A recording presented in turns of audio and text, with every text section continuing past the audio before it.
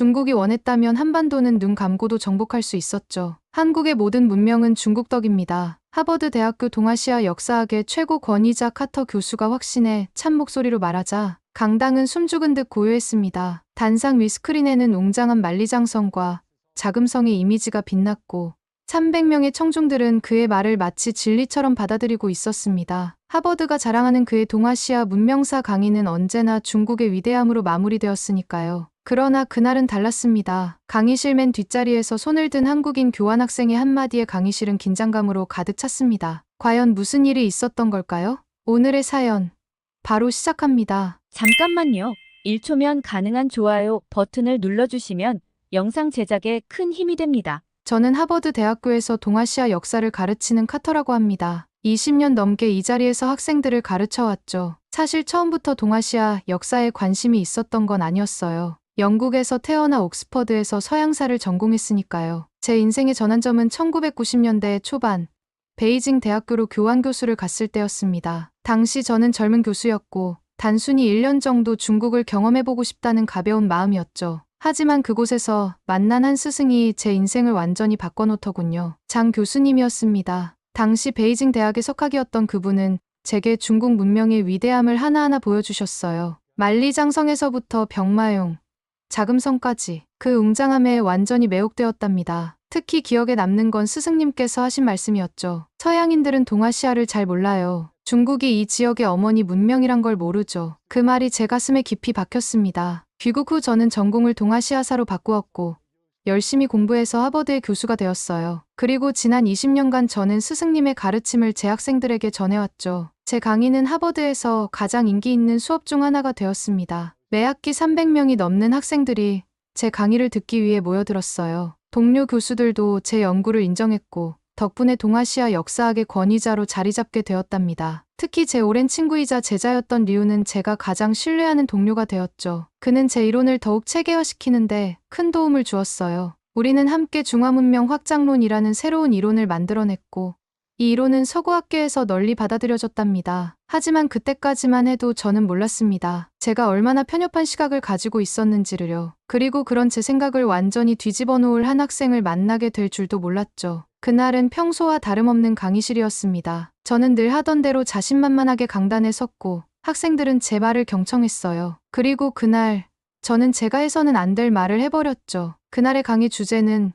고대 동아시아 문명의 전파였습니다. 늘 하던 대로 저는 중국 문명이 한반도에 미친 영향을 설명하고 있었죠. PPT에는 만리장성과 자금성의 웅장한 모습이 비춰졌고 저는 확신에 찬 목소리로 말을 이어갔어요. 중국이 원했다면 한반도는 눈 감고도 정복할 수 있었죠. 한국의 모든 문명은 중국의 은혜입니다. 그때였습니다. 강의실 맨 뒷자리에서 조용히 손이 하나 올라왔어요. 평소였다면 대부분의 학생들이 고개를 끄덕이며 필기를 했을 텐데 이상하게도 강의실이 조용해지더군요. 손을 든 학생은 한국에서 온 교환학생이었습니다. 박지수라고 했죠.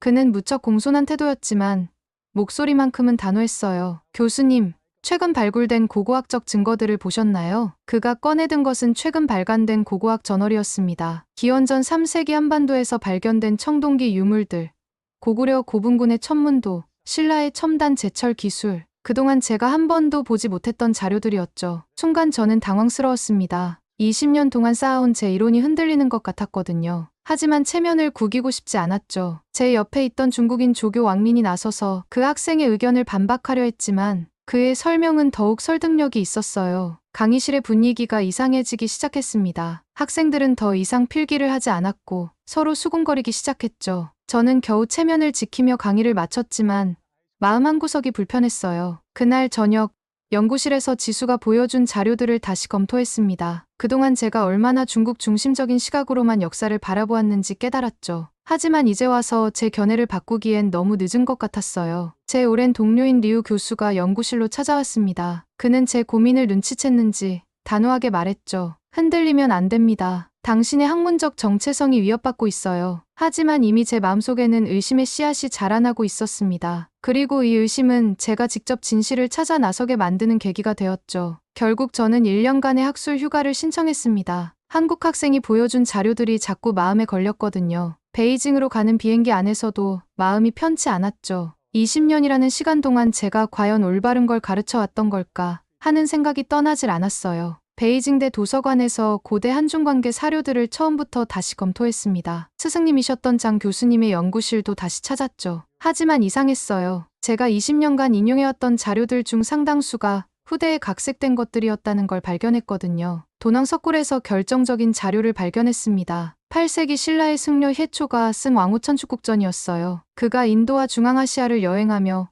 기록한 내용은 충격적이었죠. 단순한 불교 전파가 아닌 당시 실크로드를 통한 활발한 문물 교류의 증거였거든요. 특히 놀라웠던 건 신라 금관에 대한 새로운 해석이었습니다. 그동안 중국 문화의 영향으로만 알고 있었던 신라 금관이 사실은 서양 문화와의 교류 속에서 독창적으로 발전한 것이었더군요. 리우 교수가 황급히 제게 다가왔습니다. 이런 민감한 자료들은 아직 검증되지 않았습니다. 당신의 명성에 흠집이 날 수 있어요. 그는 도서관과 박물관 관계자들을 설득해 제 접근을 제한하려 했죠. 하지만 이미 늦었어요. 실크로드 곳곳에서 고구려와 신라의 흔적이 나왔습니다. 그들은 단순히 중국 문물을 받아들이기만 한 게 아니었더군요. 독자적인 문명을 발전시키며 서로 영향을 주고받았다는 증거가 곳곳에 있었어요. 리우 교수는 마지막으로 절묘한 제안을 했습니다. 이제 충분히 보셨잖아요. 한국까지 가실 필요는 없습니다. 여기서 연구를 마무리하시죠. 그의 목소리에는 어딘가 불안한 기색이 묻어났어요. 그의 만류가 오히려 저를 더 궁금하게 만들었습니다. 왜 한국에 가면 안 된다고 하는 걸까?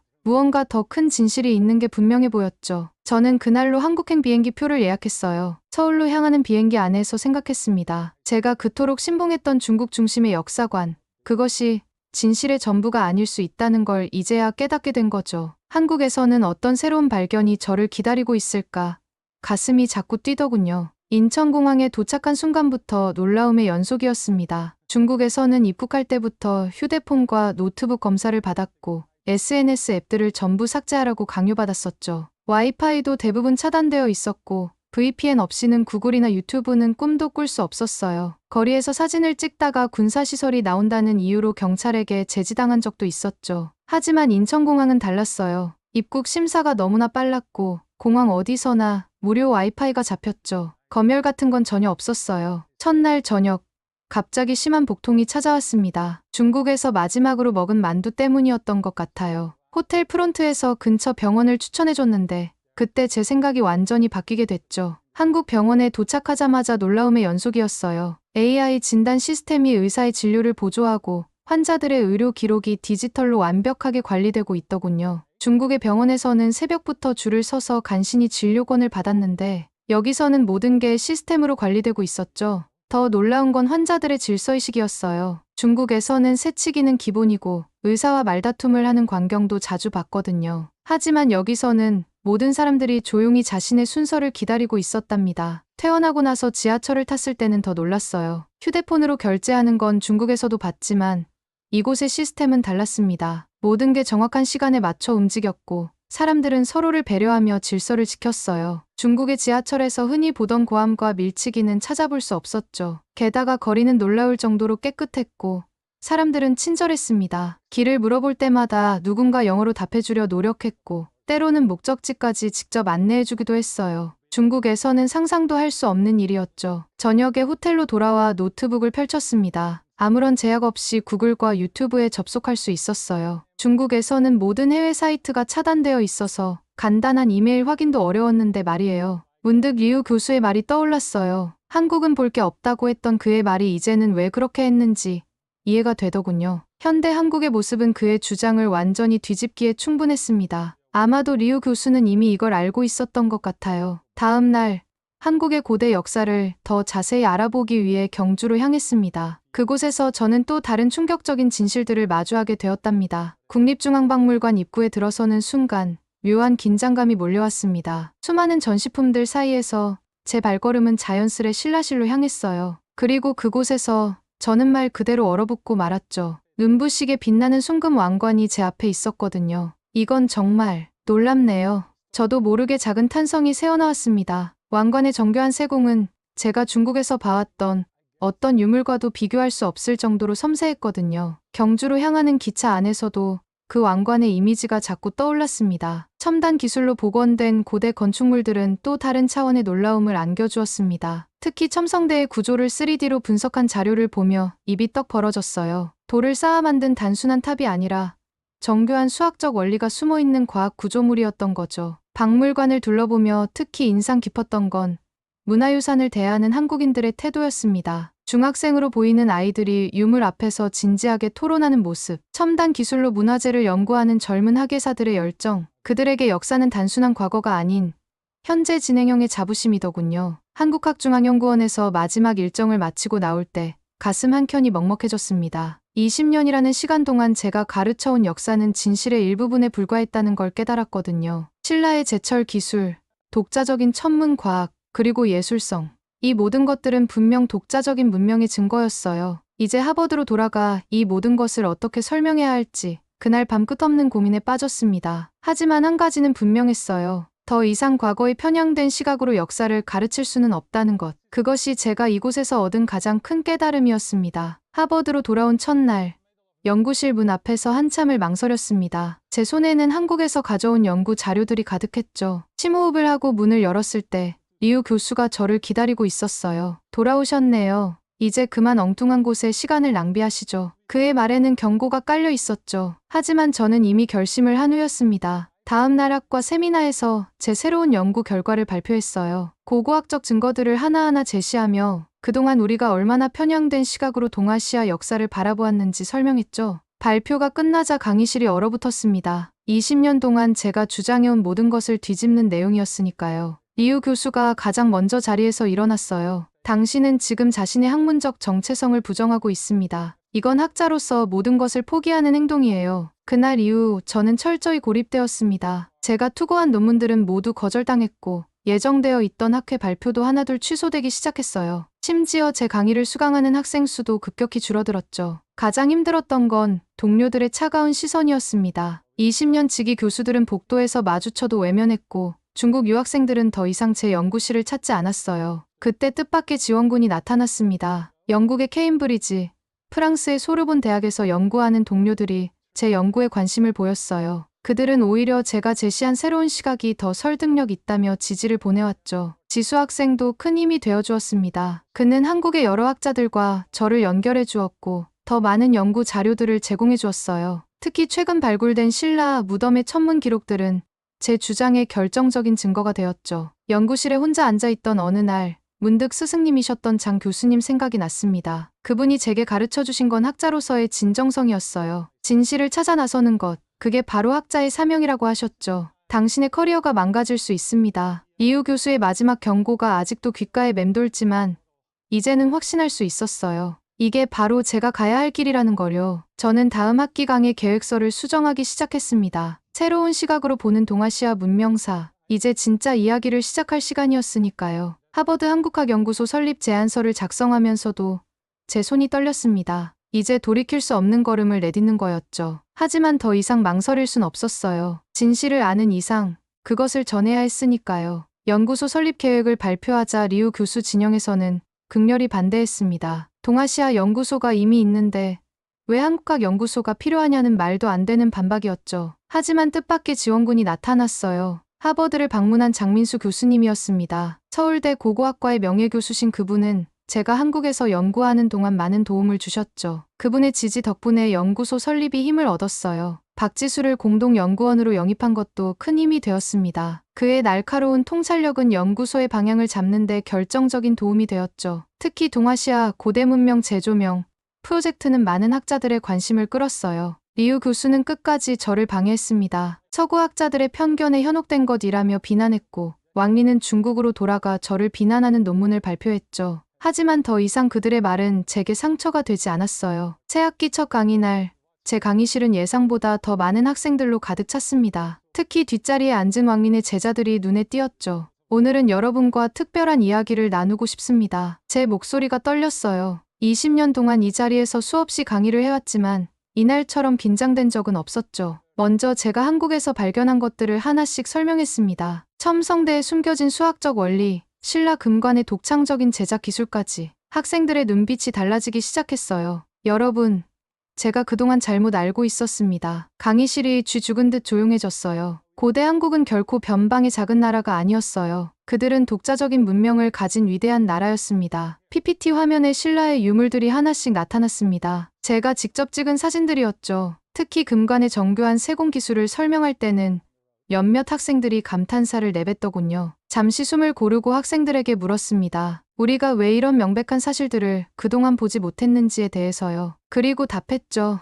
우리가 너무 오랫동안 하나의 관점, 중국 중심의 시각으로만 역사를 바라봐왔기 때문이라고요. 뒷자리에 중국인 학생들이 술렁이기 시작했습니다. 그중 한 명이 손을 들었어요. 교수님, 그렇다면 그동안 우리에게 가르치신 것들은 뭡니까? 순간 강의실이 얼어붙었습니다. 하지만 이번엔 제가 피하지 않았어요. 네, 일부는 잘못되었습니다. 제가 편향된 시각으로 역사를 바라본 것을 인정합니다. 하지만 그래서 더 값진 법이죠. 우리가 실수를 인정하고 바로잡을 용기가 있다면 그것이야말로 진정한 학문 아닐까요? 그때 앞줄에 앉아있던 학생이 박수를 치기 시작했습니다. 이어서 여기저기서 박수 소리가 터져 나왔어요. 물론 모두가 그렇지는 않았죠. 몇몇 학생들은 불편한 표정으로 자리를 떴습니다. 하지만 저는 계속해서 제가 발견한 진실들을 이야기했습니다. 고구려의 천문 기술, 백제의 건축 기술, 신라의 제철 기술까지 그동안 제가 보지 못했던 혹은 보지 않으려 했던 것들을 하나하나 설명했어요. 역사는 누군가의 일방적인 승리나 우월함을 증명하기 위한 도구가 아닙니다. 그것은 다양한 문명들의 교류와 발전을 보여주는 이야기여야 해요. 강의가 끝나갈 무렵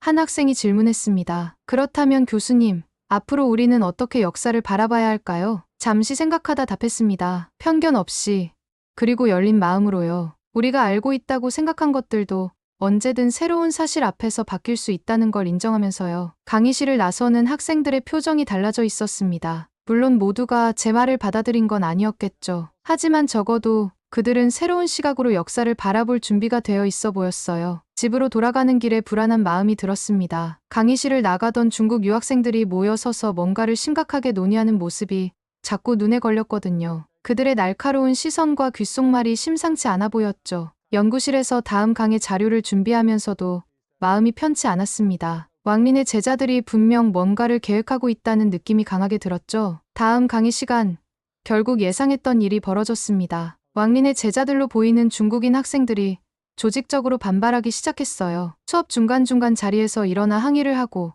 고성이 오가는 상황까지 벌어졌죠. 교수님의 주장은 근거가 없습니다. 이건 학문적 배신이에요. 그들의 항의는 점점 더 거세졌습니다. 강의실은 순식간에 아수라장이 되었어요. 결국 그날의 강의는 중단될 수밖에 없었죠. 중국인 학생들 대부분이 수강 취소를 하겠다며 자리를 박차고 나갔습니다. 하지만 뜻밖의 일이 벌어졌어요. 이 사건의 소문이 하버드 전체로 퍼지면서 오히려 다른 과 학생들의 관심이 폭발적으로 늘어난 겁니다. 특히 고고학과와 인류학과 학생들이 대거 수강 신청을 했죠. 교수님의 새로운 시각이 정말 흥미롭습니다. 저희도 배우고 싶어요. 강의실은 다시 학생들로 가득 찼고 이번에는 더욱 진지한 눈빛으로 제 이야기를 경청하는 학생들이었습니다. 그들은 질문도 많았고 때로는 치열한 토론도 이어졌죠. 마침내 하버드 학술위원회가 제 연구의 가치를 공식적으로 인정했다는 소식이 전해졌습니다. 리우 교수의 마지막 방해 시도도 실패로 돌아갔어요. 학기 마지막 강의 날, 저는 떨리는 마음으로 강단에 섰습니다. 강의실은 새로운 진실을 찾아 나서는 열정 가득한 젊은이들로 가득했죠. 진실은 결국 드러나게 되어 있습니다. 그것이 아무리 오랜 시간이 걸리더라도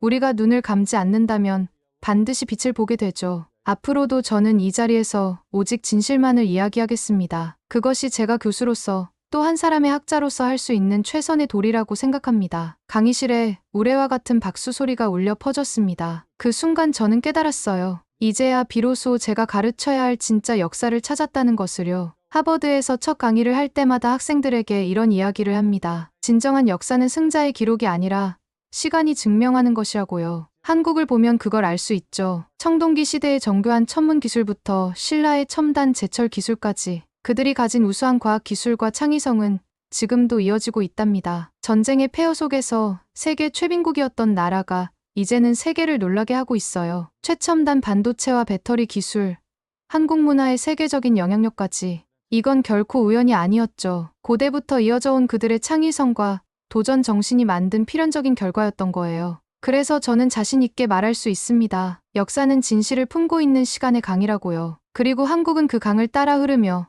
자신들만의 독창적인 길을 개척해왔다고요. 이것이야말로 제가 20년 동안 찾아온 진정한 역사의 모습이었습니다. 오늘 사연 잘 들으셨나요? 하버드의 명성 높은 교수가 한국에서 발견한 진실 앞에서 자신의 편견을 인정하는 것이 쉬운 일이 아니었을 텐데요. 그의 용기 있는 선택이 동아시아 역사를 바라보는 서구학계의 시선을 조금씩 바꾸고 있다고 하니 뿌듯해집니다. 오늘 사연에 대한 여러분의 생각을 댓글로 남겨주세요. 감동뭉클에서는 여러분의 소중한 마음을 모아 사연 주인공들에게 전해드리고 있습니다. 여러분 주변에 감동적이거나 재미있는 실제 사연들을 제보받고 있으니 언제든 저희 공식 메일로 제보해주세요. 오늘 들려드린 사연에 공감하셨다면 구독과 좋아요 눌러주시고 주변 분들과도 공유해주세요. 여러분의 작은 관심과 응원이 더욱 좋은 콘텐츠를 만드는 데 큰 힘이 됩니다. 오늘도 여러분의 하루의 작은 즐거움이라도 되었기를 바라며 지금까지 감동뭉클이었습니다. 끝까지 시청해주셔서 감사합니다. 다음에 더 감동적인 사연으로 찾아뵙겠습니다.